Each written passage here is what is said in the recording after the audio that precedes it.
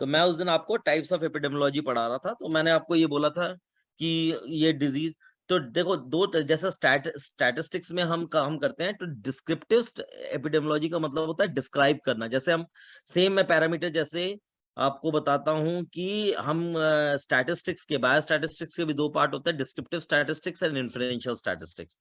उसी तरीके से एपिडेमियोलॉजी के दो पार्ट होते हैं, descriptive epidemiology and analytical epidemiology.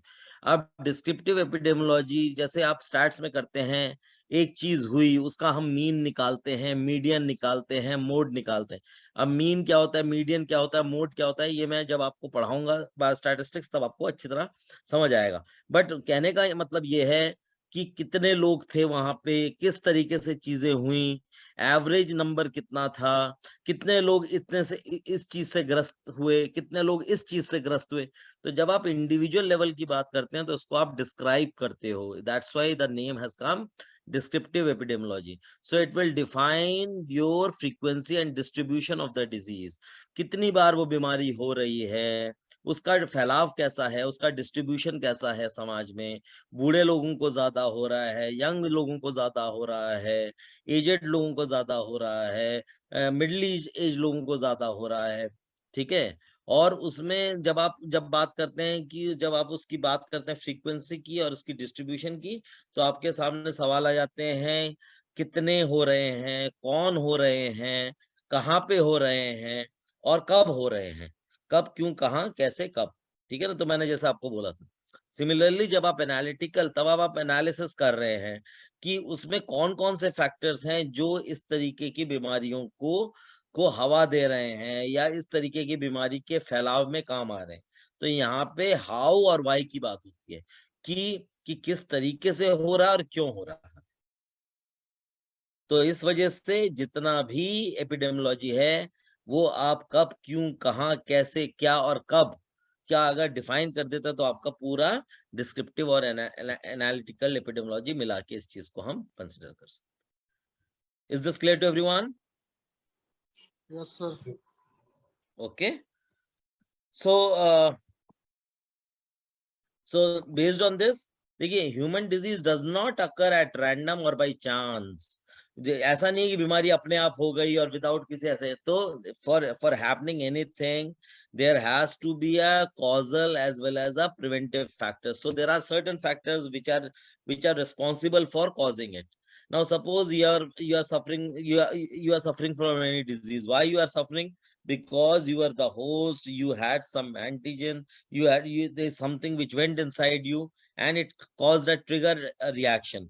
Now this reaction could be more powerful than your immune system, or the other hypothesis, it could be less powerful than your immune system. If it is less powerful than your immune system, then you will be just a carrier. You will not get affected by the disease, but you might be a source of infection for other people if it is a communicable one. But in cases of, now suppose if your immunity is less than the infection, then the infection will take over your immune system and you will be diseased. So as a result of which, that's why we are saying like there is both a causal as well as a preventive factors. So we will try to understand these things. So based on based on this, the basic features of epidemiology are like these studies can be conducted on any human population. It will examine, you will be examining here the patterns of people or the patterns of diseases. You will be able to understand a causal effect relationship between things. अगर ये चीज होती है, अब जैसे कि मान लो कि हम रोपड़ जिले की बात करते हैं पंजाब में, तो हमने कहा ये पूरी कैंसर बेल्ट है। कैंसर क्यों हो रहा है? क्योंकि जो सब्जियां लोग उगाते थे उसमें इतना ज्यादा पेस्टिसाइड का छिड़काव किया गया कि आज की डेट में जो वहां की लैंड है, जो वेजिटेबल्स हैं, वो सब कार्सिनोजेनिक हो गए। अब then it was consumed by people, so what happened, from every family there a cancer patient was developed. So what you can understand is, since the land and the in the environment around Ropar was made carcinogenic because of excessive use of pesticide, so it affected the human species and is responsible for causing the same type of diseases in human beings as well. Did you all understand the causal effect relationship? आपको समझ आ गया? Yes, sir. Okay, and it can cover a wide range of condition. जैसे आज की date में आप जब एपिडेमियोलॉजी की बात करते हैं तो आप कोविड की बात कर सकते हैं, आप अलग अलग और बीमारियों की, आप मंकी पॉक्स आज की डेट में आया है तो मंकी पॉक्स के बारे में बात कर सकते हैं, आप काला आजार, malaria, even you can talk about the other depression and other mental health issues. So it can be applicable in every each and every sphere. It can be even applicable like कि कल को climatic conditions के वजह से health पे क्या प्रभाव पड़ रहा है, climatic conditions में गर्मी पड़ने की वजह से how it is affecting the health. If more cold is there in the atmosphere or in the environment, then how it is affecting the health. And it is an advancing science because it will keep on changing depending on whatever results you get. You will be adding new information from the different set of doctors. You will be well, and this is it is practically a very advancing and a very knowledgeable area which can help the mankind to develop a to allay the various diseases. Is this clear to everyone? Sir. Any इनमें से कोई point नहीं समझ आया अगर आपको? All clear? Yes, sir. अब हम कम्युनिकेबल, आपको पता है कि डिजीजेस दो तरीके की होती हैं, कम्युनिकेबल डिजीजेस होती है, नॉन कम्युनिकेबल डिजीज होती है। कम्युनिकेबल डिजीजेस वो डिजीजेस होती हैं जो कि जो फैल सकती हैं, है ना, जो संक्रामक होती हैं, that can infect anyone. For example like tuberculosis for example. और क्या क्या एग्जांपल आप बता सकते हैं? COVID is a communicable disease और a non communicable?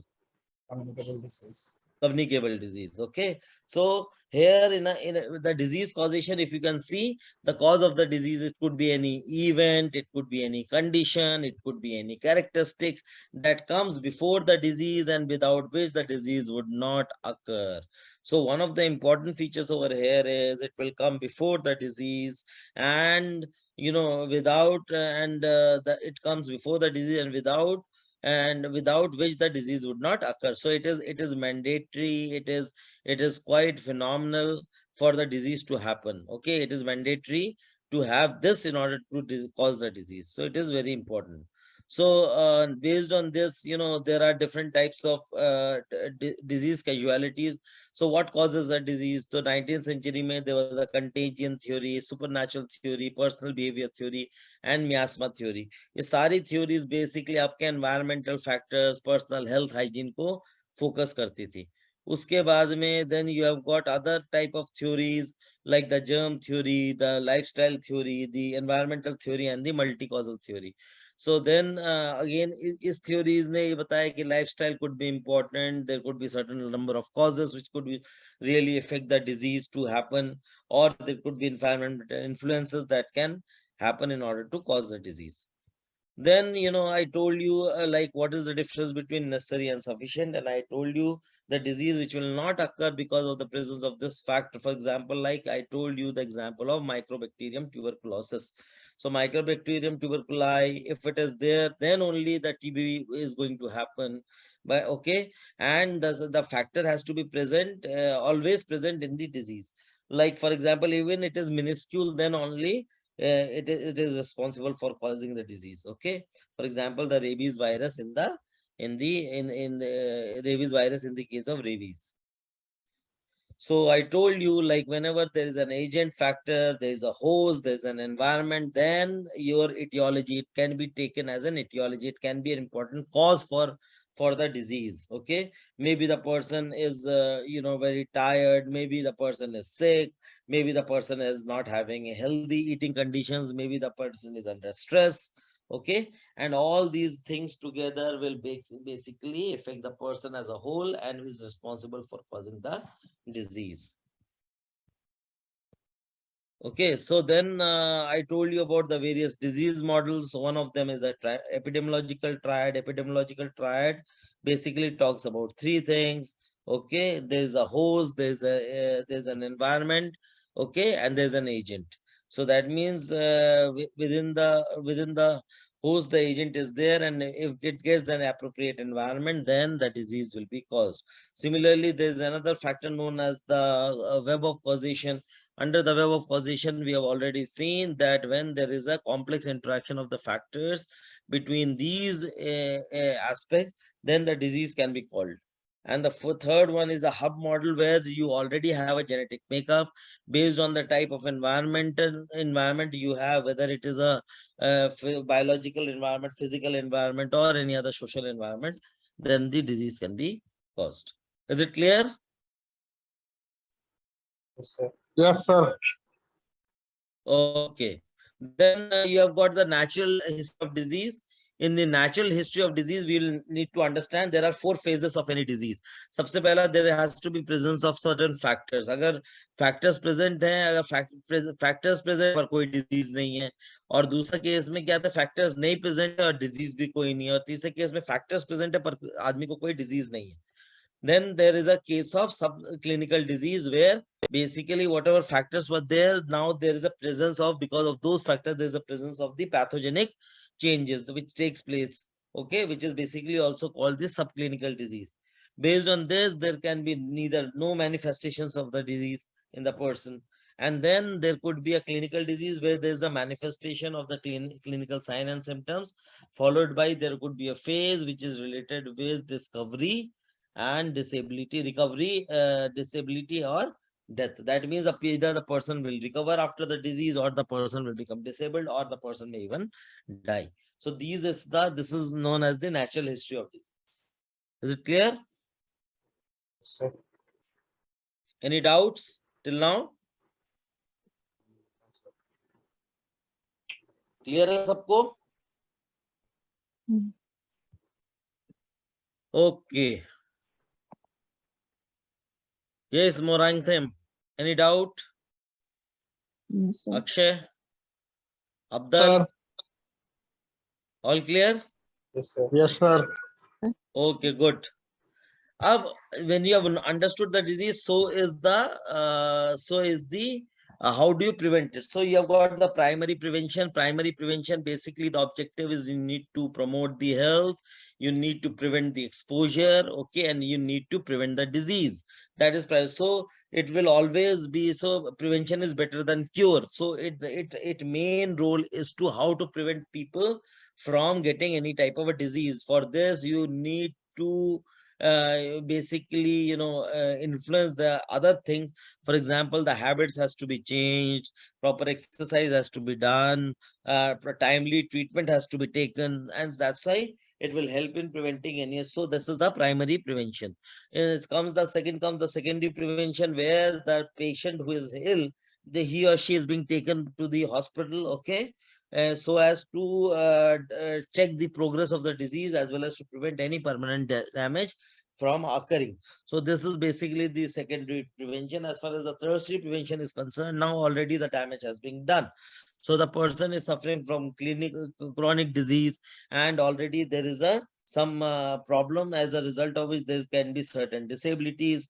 Now, based on this, we don't want the disability to increase, or to increase the disability more, and therefore the after effects of the disability, or the impact of the disability on the earlier rehabilitation, has to be properly watched out for, so that proper treatment can be given, and you can improve the quality of life of that person. So you have got 3 levels of prevention: primary prevention, secondary prevention, and tertiary prevention.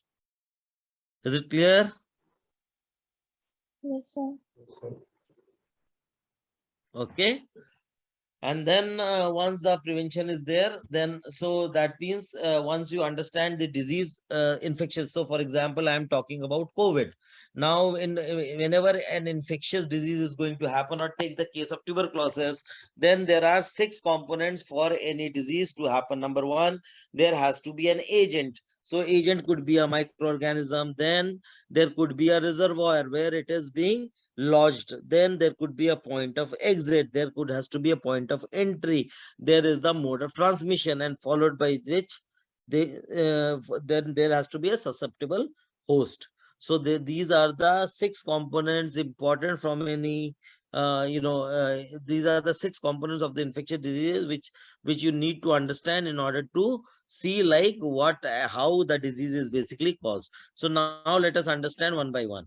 Now, so first is the agent. So I told you the possible outcomes of, now suppose you are a normal person, you have an exposure with the agent. So an agent suppose is costing you, for example, like there is a you have been exposed to certain infectious agent. So when you have been exposed to certain infectious agent, so what will happen?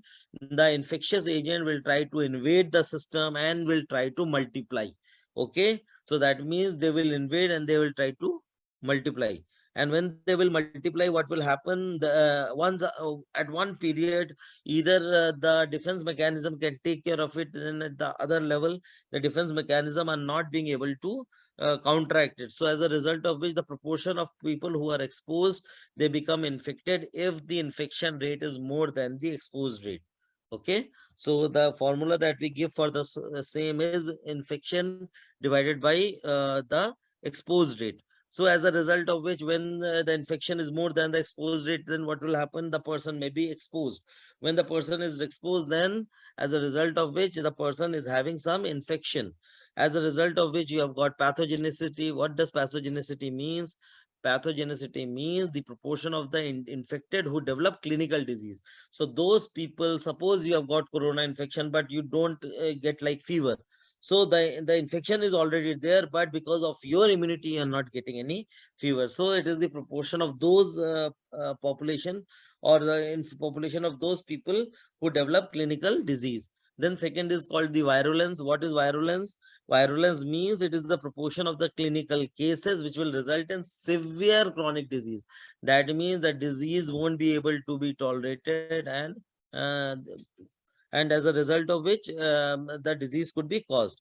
The third is immunogenicity. The immunogenicity means the infection's ability to produce specific antibody. So how does this infection is going to produce certain antibody? Depending on like what is your immune system, how it is working, and likewise you can develop your immunogenicity. Is it clear? Is the all the three terms, what is pathogenicity, what is virulence, and what is your immunogenicity? Is this clear to everyone? One question here. Yes. So are there signs and symptoms in pathogenicity? Are there signs and symptoms in pathogenicity? Now see, Yeah. pathogenicity is the proportion who have done. So how do you know whether a clinical disease has been developed? Only when you have got the sign and symptoms. Yes, sir. How will you label somebody has got a clinical disease? Because he will come and say something to you, isn't it? Now it is up to us to see whether the sign and symptoms are visible in this. So symptoms, what he is going to say, and then we are going to check the signs for the same. So that means the disease has already happened, and it is a full-blown disease, and it is a proportion. That's why we have said now the disease has already taken place. Is it clear? Yes, sir. And then you have got reservoir. So reservoir is what? It is a habitat or the place or in an organism or in the surrounding in which the infection agent normally lives, transforms, develop, and multiplies. So as you will like you might have certain things, but it is not affecting you, but it can affect you. It has a potential. So if it is not affecting you, you might be a carrier, but if it is affecting you fully, then so there's the environment in and around. For example, in malaria, so the nearby environment, wherever there is a stagnation of water, there is dirty water. Okay, so it will allow the infectious agent. What is the infectious agent over there? The mosquitoes. And how do, so plasmodium vivax is there in the mosquitoes. From there, when the mosquito bites, it then comes into the human beings, right? Yes, sir. So the more number of mosquitoes are there, there's a definitely chance that you will infected more, and more easily the person can get that treatment done. Is it clear? Yes, sir. Then there are different types of carriers. What I've explained to you, one is an incubatory carriers. These are those carriers which can transmit the disease during the incubation period, because the period of incubation is very important, because that will basically give us a rough idea about how much time it takes for the full-blown disease to occur. Then there are other types of carriers, which is also known as the convalescent carriers. In the convalescent carriers, what will happen?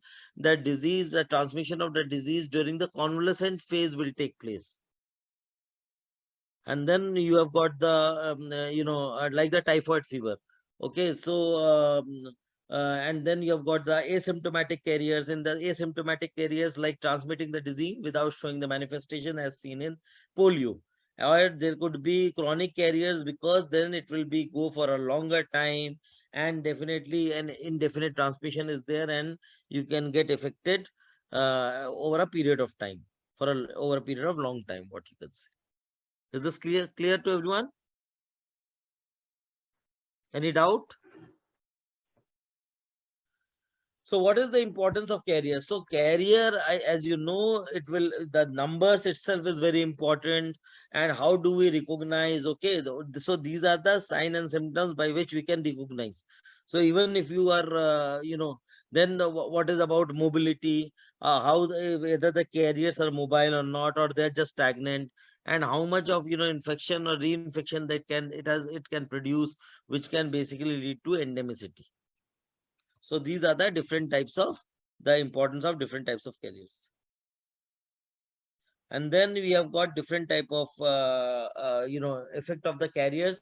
One is called the iceberg effect. In the iceberg effect, we know that only the top part, okay, but there is a whole crux or the factors which are lying underground, and it is only known to you when you will actually be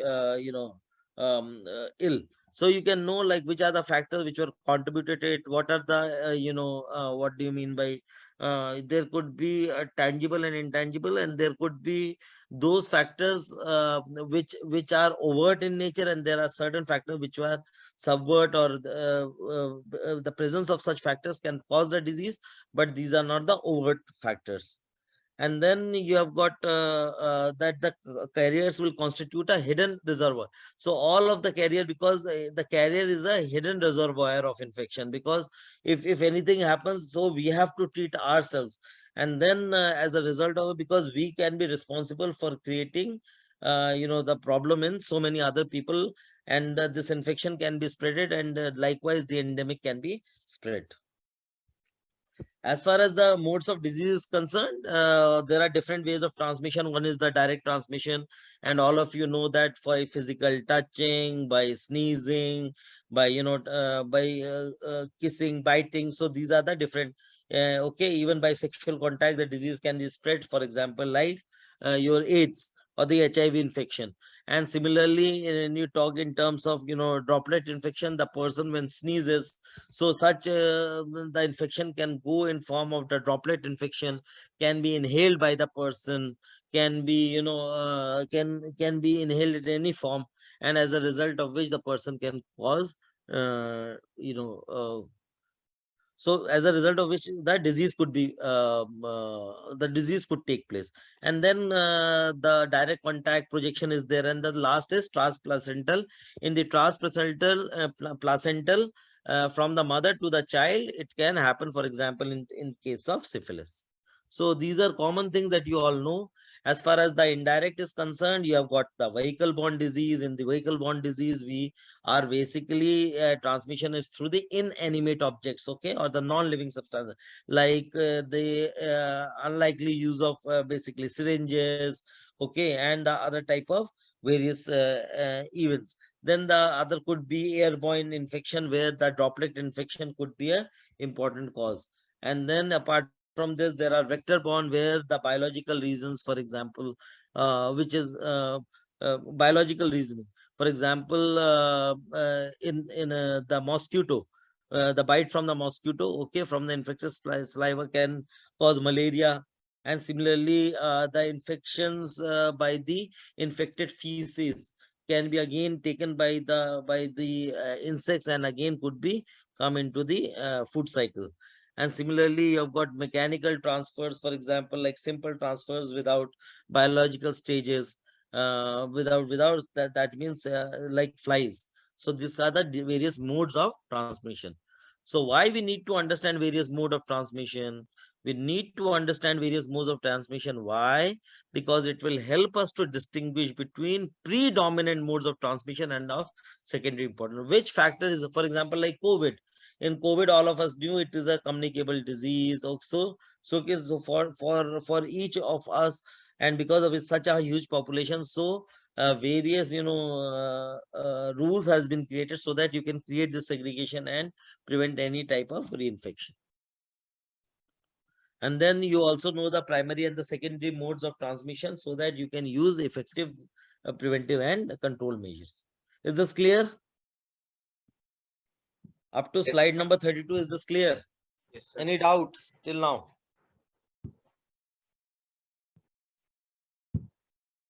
Anji bachcho. Yes, Moirangthe, any questions? Abdul, Yes, sir. Akshay. कोई चीज नहीं समझ आई हो?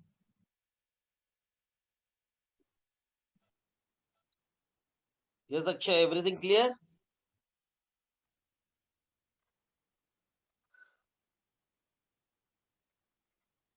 Yes, Akshay. Abdul, everything clear? Yes, sir. Clear. Okay, Moirangthem. Yes, sir. Okay, good. Then let's come to the next, that is the herd immunity. Now, what is a herd immunity? Herd immunity, for example, like mass vaccination we are trying to do for creating a host resistance at a population level. So when you make everybody vaccinated, so what will happen? Even some of those people who are not vaccinated, even they can be taken care of. And then, host resistance is being created against that disease. So it is defined at the, so like example, how we define public health, like it is taking care of the health at a population level, okay, or the prevention of the disease. Similarly, when I'm talking about a herd immunity, it is defined as a resistance of a community. So the whole community is being resistant to invasion and the spread of infection based on the immunity of high proportions of individuals in the community. So that is always based upon.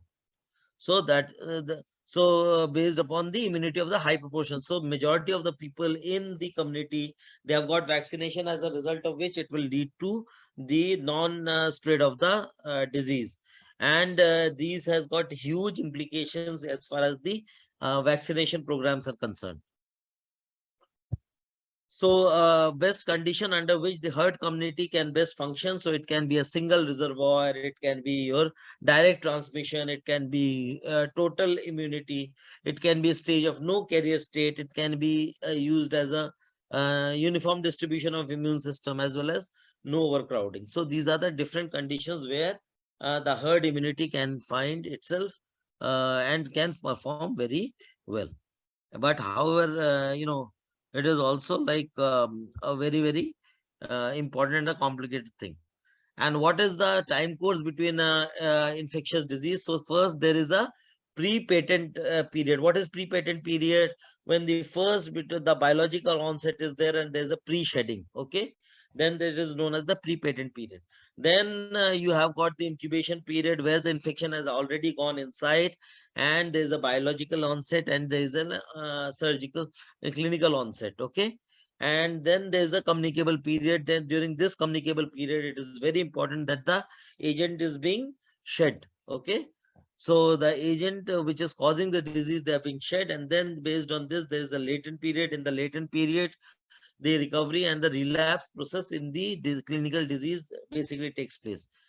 And then there's a convalescent period where basically it is the time period between the recovery and the time when the shedding actually stops. So the person recovers, and at the same time the recommending also stops. And then is a generation period where there's an exposure of the infection and maximum communicability of the exposed host. For example, you already have the infection, and you are being exposed to a number of factors which can enhance or can make the disease progress within you. So these are the different courses of a time courses of an infectious disease.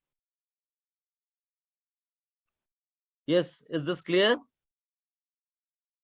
Is the previous slide clear? Yes, sir. Yes or no? Yes, sir. Okay. And then you have got the different applications of the time period.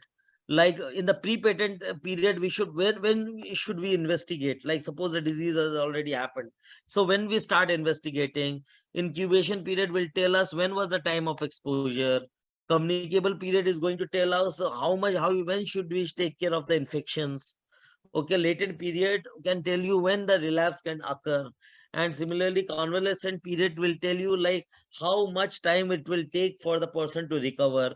And generation time, will tell you like where is the maximum risk for contacts. Okay, how much maximally this disease can affect you.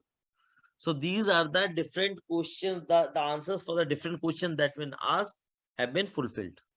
And if you know the answers for the same, then it will be quite easy to handle the situation. Is it clear?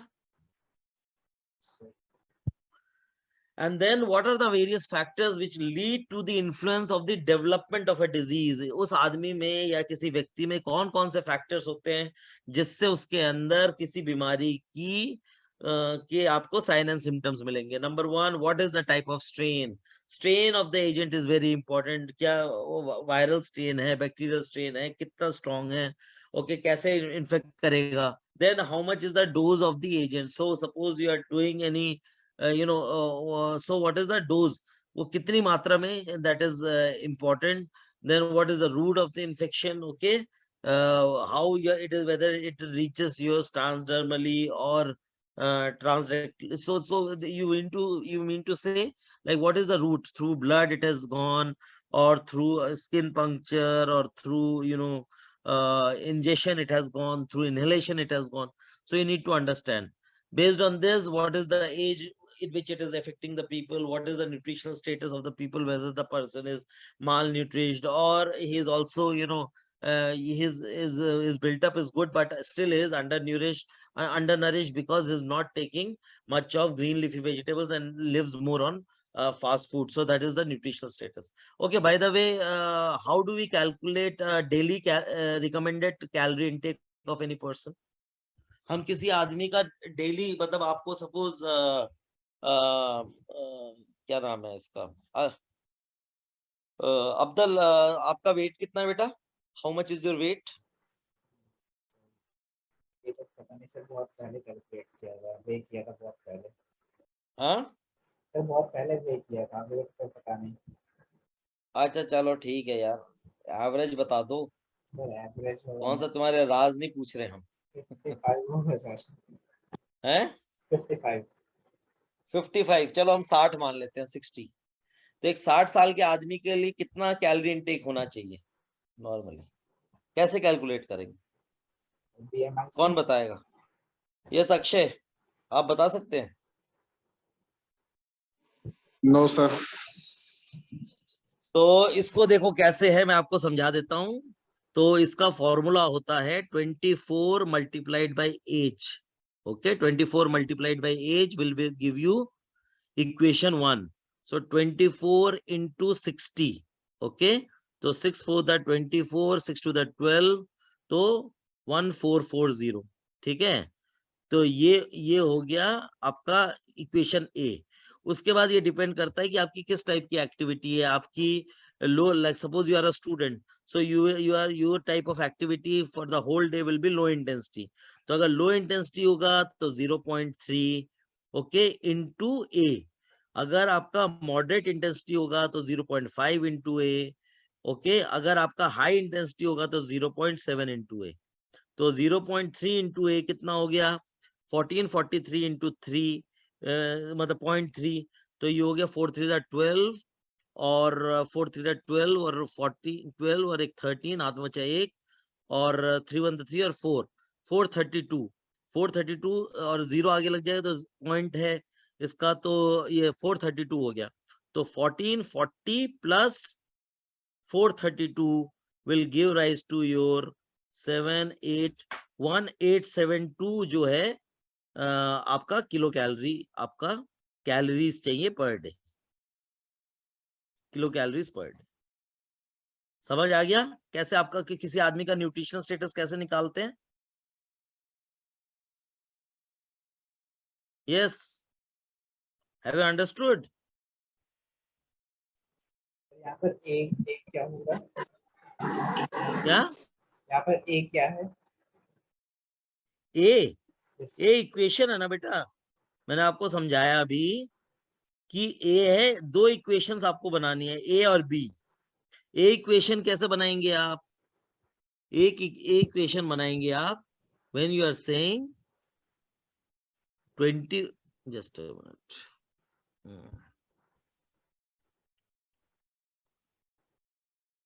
तो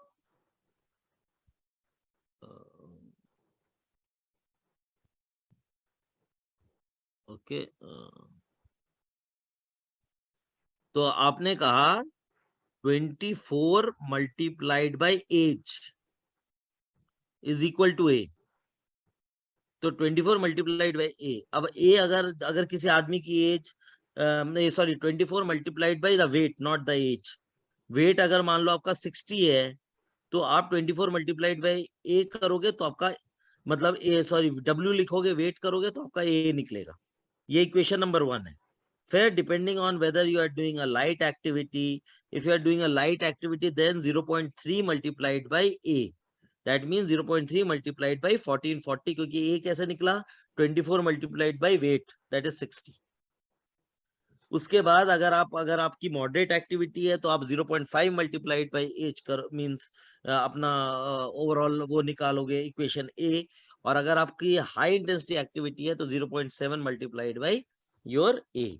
so will suppose अगर 60 kilogram का आदमी है तो 1440 तो उससे ए equation से निकला, और 0.3 multiplied by 1440 will give out to 432। तो 1440 प्लस 432 कितना हो गया? 1440 प्लस 432, तो कितना हो गया? 728, 1872 कैलोरीज बंदे को लेनी है सारे दिन में। समझ आ गया? जी sir. Yes Moirangthem, have you understood? Yeah, sir. Okay, so like this you calculate the nutritional status. उसी तरह इम्यून स्टेटस किसी आदमी का कैसा है, आदमी को आराम से बीमार पड़ जाता है, अब उसकी हाइट है 6 फीट पर, उसका वेट है 50 किलो, दैट मींस इजीली बंदे की इम्यूनिटी नहीं बनेगी क्योंकि वो इजीली बीमार पड़ जाएगा। Similarly what is the influence of treatment, जब आप ट्रीटमेंट किस तरीके का ट्रीटमेंट देते हैं, सीजनल इन्फ्लुएंस कैसा है, तो ये सबसे हमको अच्छी तरह पता चलता है। ओके, तो this is there. Then we will understand about what is the measures of occurrence, disease occurrence। एक disease कैसे होता है, तो disease कैसे पता चलता है, तो हम उसमें frequency को measure कर सकते हैं। disease कितनी बार हो रहा है, उसका magnitude कितना है, वो कितना, उसका विस्तार कितना है, किस amount में हो रहा है। So we are going to measure the frequency, we are going to measure the magnitude, and we are going to measure the amount of the disease within the population। सो इसके लिए आप 4 टाइप के descriptors use कर सकते हैं। आप numbers के form में उसको बता सकते हैं, आप उसको रेशियो के फॉर्म में बता सकते हैं, आप उसको प्रोपोर्शन की फॉर्म में बता सकते हैं, और आप उसको रेट्स की फॉर्म में बता सकते हैं। Okay, so you can explain everything in terms of number, in terms of ratio, in terms of proportion, and in terms of rates। okay, so let us understand the first the descriptors। अब descriptors में मैंने आपको कहा numbers, तो numbers में हम easily जैसे कहते हैं कि एक पूरे इलाके में 2000 लोग रहते हैं, अच्छा बताओ कितने लोगों को टीबी है, तो आपने झट से बोला 100 लोगों को, तो ये नंबर्स की फॉर्म हो गया कि 2000 में से 100 लोगों को टीबी हो गया। भाई समझ आई? yes, sir. 2000 लोग रहते थे जिसमें से 100 लोगों को टीबी हो गई, तो आपने कहा भाई कि भाई टोटल नंबर ऑफ 100 केस हैं टीबी के।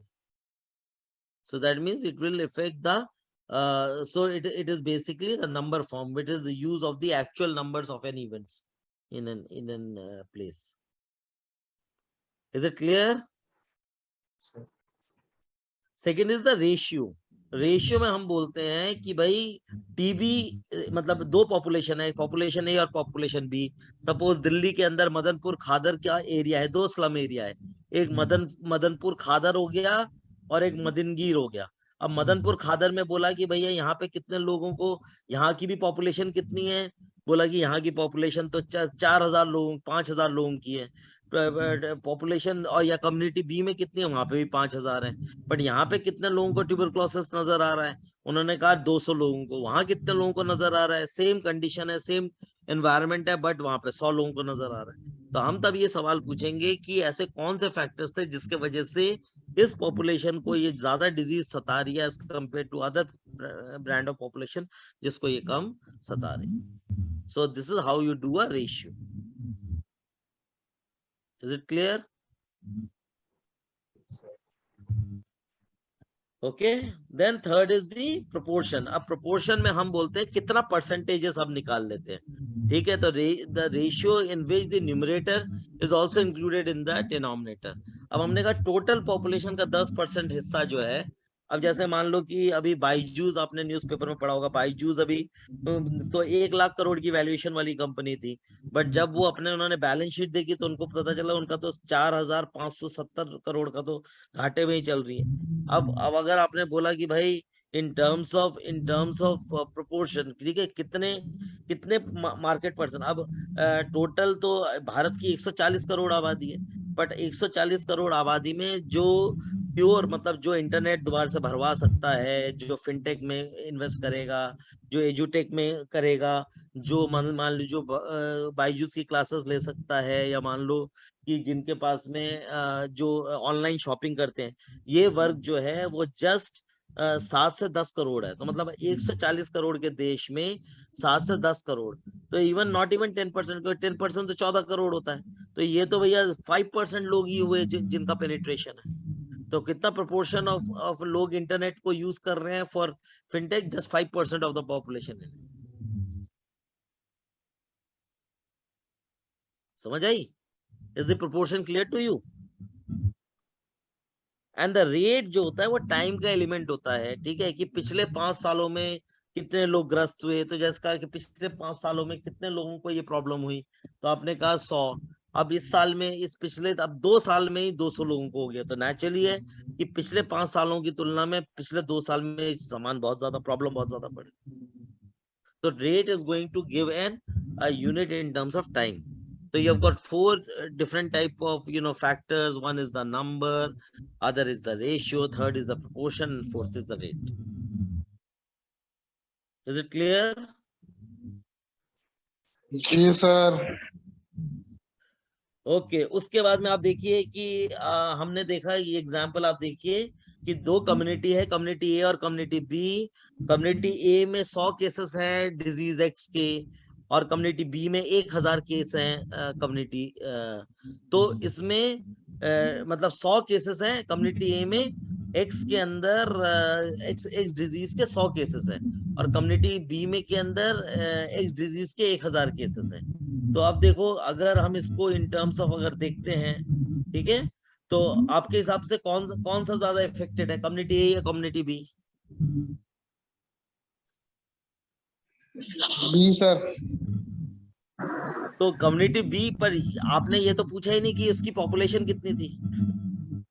अब अगर पहला वाला ए जो है 500 में से 100 लोग हैं, तो 500 में से ये लोग हैं, तो मतलब मतलब हर 5वां आदमी में से एक इन्फेक्टेड है, इजंट इट? सर। और अगर मान लो कि 2 लाख में से 1000 हैं, तो भैया तो फिर तो ये कम है। जी तो ये सर। डिपेंड करता है कि आप किस पॉपुलेशन की बात कर रहे हैं, और वो पॉपुलेशन को आप कैसे करके, और अगर सेम पॉपुलेशन है तो कोई बात ही नहीं। ठीक सर। ओके, जी sir.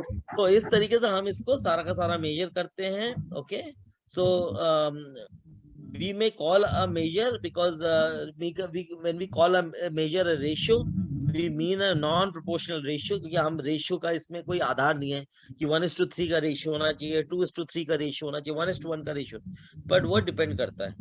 And when we call it a proportion, we mean a proportional ratio that does not measure an event over time. Okay, तो आप उसकी परसेंटेज बता देते हैं कि भाई कितना प्रतिशत लोगों का एवरेज इसमें इफेक्ट कर रहा है। And when we call as a rate, we are basically measuring an event in the population over time, over a period of time. तो उसके वजह से हम बोलते हैं कि भैया ये एक रेट। Is this clear? अब जैसा मटरनल मोर्टेलिटी रेट, तब 1000 में से कितनी औरतों का मतलब देहांत हो रहा है 1000 औरतों में से, है ना, मैटरनल मोर्टेलिटी रेट, तो इसका मतलब हम उसको सुविधाएं नहीं दे पा रहे। अब वो सुविधाएं क्यों नहीं दे पा रहे हैं कि हो सकता है भैया नहीं, अगर डॉक्टर है तो भैया उसको उसको तो ये आपको अलग अलग तरीके से आपको प्रोपोर्शन के हिसाब से आपको देखना पड़ता है कि रेट को आप यूज करेंगे, प्रोपोर्शन यूज करेंगे, आपको नंबर यूज करना है या आपको रेशियो यूज करना है। Is this clear? Yes, sir. Okay, तो अब हम नेक्स्ट क्लास में different type of slide number 45 से शुरू करेंगे। तो आज हमने 20 to 45 स्लाइड, मतलब 25 स्लाइड हमने आज खत्म कर ली। तो Yes, नेक्स्ट sir. क्लास में हम टाइप ऑफ रेट्स, जिसमें क्रूड रेट, स्पेसिफिक रेट, और मैंने किताब वगैरह भी आपको शेयर की हुई है आपके व्हाट्सएप मैसेज पे, Yes, sir. आप प्लीज उसको देखिएगा, उसको पढ़िएगा और ये नोट्स को भी पढ़िएगा। और अगर आपको कहीं पे कोई भी डिफिकल्टी है, बट इसके कॉन्सेप्ट को आपको बहुत अच्छी तरह क्लियर करना है, क्योंकि जी एपिडेमियोलॉजी सर। फिर अगेन आपका ब्रेड एंड बटर होगा, ठीक है ना, एक तरीके से, क्योंकि ये बहुत इंपॉर्टेंट है। और इसी से ही आपकी फिर ये है कि अगर आप इंटरवेंशंस करेंगे तो कैसे इंटरवेंशंस करेंगे, कहाँ करेंगे और किस तरीके से। ओके जी सर। Okay then. सर एक क्वेश्चन है। हाँ बेटा बोलो। सर ये कॉन्सेप्ट्स वगैरह तो हम लोग को आप समझा दे रहे हैं। सर जो हम्म एग्जाम्स होते हैं यूनिवर्सिटी के एग्जाम्स, तो सर उसमें जो कंटेंट लिखना पड़ेगा, तो उसके लिए ये एनफ हम लोग को एक्स्ट्रा बनाना पड़ेगा अपनी तरफ से नहीं भी। बेटा, ना आगे अगर आप देखेंगे ना तो हमने बुक्स भी, तौफीक आपको बुक्स भी सारी प्रोवाइड करेंगे, ठीक है। तो ये तो मैंने आपके एक्स्ट्रा स्टडी के लिए आपको किताबें वगैरह भी मैंने डाल दी है ग्रुप में, और बाकी हम किताबें भी देंगे, और आपको बता भी दें एग्जाम से पहले पुराने जितने भी क्वेश्चन पेपर पिछले 9-10 साल के, वो भी, क्योंकि उसमें से 60-70% तो वही रिपीट होता है, 30% या तो चेंज होएगा, ठीक है। तो आपको एक पैटर्न पता चल जाता है कि भाई ये है। बट देखिए मैं आपको हमेशा ये बोलूंगा, देखिए एग्जाम में आप सबके 75+ % आ जाएगी, उसमें कोई इशू नहीं है। इशू क्या है, आपकी नॉलेज इज योर वेपन, इसलिए जितनी अच्छी नॉलेज आपकी रहेगी उतना आप शार्प बन जाएंगे। इसलिए जितना भी एक्स्ट्रा पढ़ सकते हो, जितने अपने कॉन्सेप्ट्स को क्लियर कर सकते हो, जितना वाइड आप सोच सकते हो, जितना आप उन कॉन्सेप्ट्स को ग्रास्प कर सकते हो, उतना आपके लिए फ्यूचर में ठीक हो। यस ओके यस ओके बेटा, ओके, तो thank you. Will call it a day, okay and फिर हम मिलते हैं अगली क्लास में, जब हम यहाँ पे वो सब चीजें बाकी इसको लेके बैठे, ठीक है। स्लाइड नंबर 46 से शुरू करेंगे। जी okay sir. Okay, bye bye. जी। बाय।